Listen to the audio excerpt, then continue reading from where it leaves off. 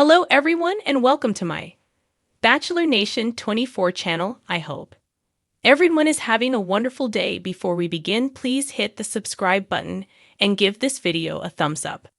Gold Rush Parker Schnabel strikes new claim deal in Alaska. Gold Rush star Parker Schnabel has struck a new claim for another piece of land in Alaska. This is a new deal that allows Parker to build his gold mining business up even more, proving to be one of the most successful miners from the Discovery reality series. Here is a look at what Parker has closed on and what this means for his future. Gold Rush Parker Schnabel gets a new claim. Metallic Minerals has signed a new production royalty agreement on 5.5 miles of alluvial gold claims at its Australia Creek property in the Klondike Gold District of Canada's Yukon Territory, with Parker Schnabel's Little Flake Mining. This agreement means that Parker will have exclusive rights to extract gold from the Australia Creek property. In exchange, Metallic Minerals receive a percentage of the production as a royalty. Metallic Minerals is a company that has expertise in mineral exploration, while Parker has expertise in gold mining. This should help both companies maximize profitability.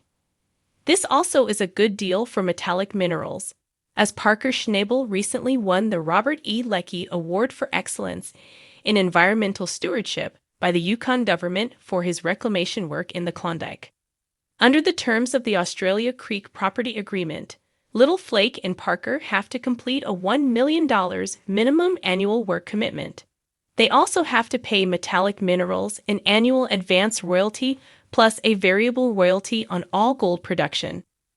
While this is something Parker never liked before, since this is virgin ground, he likely made the exception.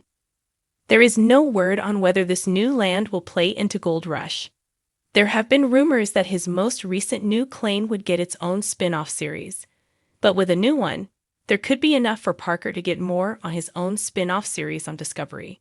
Fans worry Parker Schnabel is working his way out of Gold Rush. However, there is also the thought that Parker Schnabel could be working his way out of Gold Rush for one ironic reason. The best episodes of the show are when the miners struggle and have to find a way to make something work when everything is going wrong. When it comes to Parker Schnabel and Tony Beets, the two are both extremely successful. It is often boring to watch Parker's claims since he has everything down to a science. He is no longer playing it by the hips, and he knows what works and what doesn't. When something goes wrong, he is often there with the answer without having to figure things out. With the new claim, Parker is becoming the preeminent gold miner in Canada right now, and his success does not make for compelling reality television. In the remote wilds of Alaska, where the mountains loom like ancient sentinels and the rivers run cold and fast with the promise of gold, Parker Schnabel stood on the precipice of a new adventure.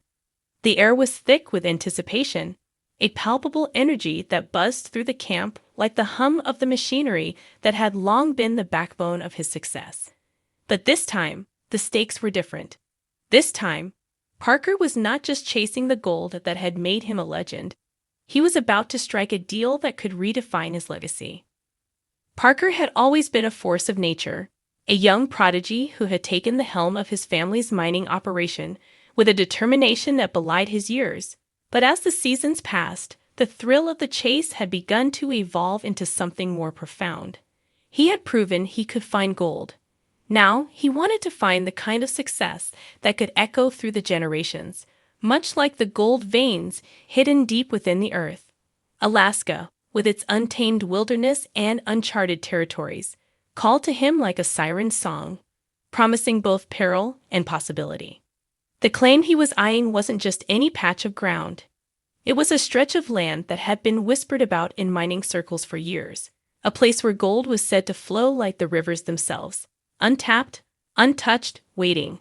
The previous owner, an old-timer who had guarded his secret jealously, had finally decided to sell, lured by the promise of a hefty sum and the knowledge that he could finally retire in peace.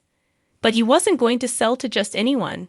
He wanted a miner who understood the land, respected it, and had the grit to wrest its riches from the earth. He wanted Parker Schnabel. Parker knew this was his moment. The deal had been weeks in the making. with negotiations that stretched long into the night, papers shuffled across tables, and countless phone calls that crackled with both excitement and tension. The old-timer was a wily negotiator, one who had seen more than his share of greenhorns come and go, their dreams dashed against the unforgiving Alaskan landscape. But Parker was different. He had the experience, the team, and the reputation that preceded him like a golden halo. Finally, the day had come. Parker, flanked by his trusted crew, stood in the shadow of the mountain that guarded the entrance to the new claim. The old-timer was there too, his weathered face betraying little emotion as he handed over the keys to the cabin that would serve as Parker's base of operations. It was a symbolic gesture, one that marked the passing of the torch from one generation of miners to the next. "This land will test you," the old-timer said, his voice gravelly from years of shouting over the roar of machinery. "It's not just the gold you'll have to contend with. The weather, the wildlife, the isolation, they'll all try to break you. But if you can stand it, if you can dig deep enough, you'll find what you're looking for." Parker nodded, understanding the weight of the words. He had faced challenges before, brutal winters, equipment failures, the pressure of leading a team. But this was different. This land was wild in a way that few places still were, and it demanded respect. The first few days on the claim were a flurry of activity. The crew moved in with the precision of a well-oiled machine, setting up the camp, inspecting the terrain, and mapping out the initial dig sites. Parker was everywhere at once, his eyes sharp, his mind constantly calculating. But beneath the surface, there was a sense of excitement that he hadn't felt in years. This was new territory, uncharted, and the possibility of what lay beneath the ground sent a thrill through him that was impossible to ignore. As the excavators began to dig, the ground revealed its secrets slowly, grudgingly. There were days when the pay dirt was rich, sparkling with the promise of gold, and days when the gravel seemed as barren as the moon. But Parker was patient. He knew that mining was a game of perseverance, of outlasting the odds. And so he pushed forward, each scoop of the excavator's bucket bringing him closer to the heart of the claim. The crew, seasoned veterans of many a mining season, worked with a rhythm that spoke of experience and trust. They had followed Parker through thick and thin, and they trusted him to lead them through this new challenge.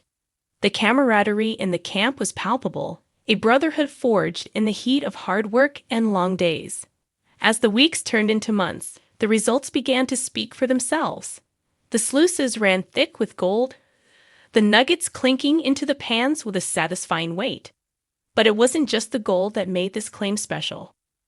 There was something about the land itself, the way the mountains seemed to hold their breath as the sun set, the way the rivers whispered secrets as they flowed, that made Parker feel connected to it in a way he hadn't felt in years. This wasn't just a claim.